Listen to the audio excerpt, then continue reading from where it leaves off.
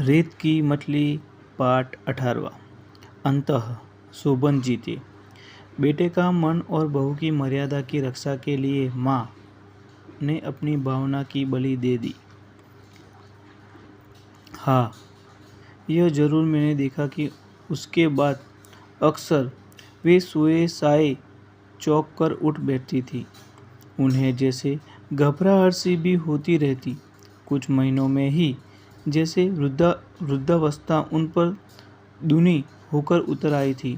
मैंने यह भी देखा कि उन्हें बुखार आने लगा था।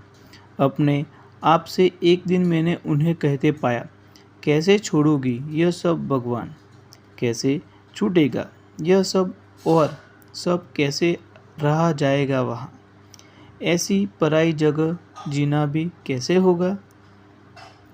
मैं सोचती कि उनके जैसे संस्कारों वाली साध्वी यह भी तो सोचती होगी कि अपना घर बेचना अशुभ है और उसे बेचकर किराए के मकान में रहना संस्कारहीनता।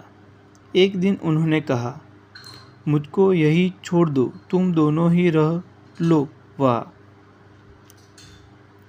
लेकिन यह भी होता कैसे, स्थिति सहज नहीं हुई थी। उन्होंने यह भी सोचा होगा कि इस तरह अलग रहकर स्थिति और बिगड़ेगी, सुधरेगी नहीं। लोग यह भी सोच सकते हैं कि लड़के ने अपनी मन की शादी की और अलग हो गया। शायद चुपचाप वे कई बार रोई भी थी, क्योंकि कई बार उनकी ओर देखती तो लगता कि उनकी आंखें लाल और सूजी हुई है। मैं पूछती तो एक लंबी सांस लेकर चुप हो जाती।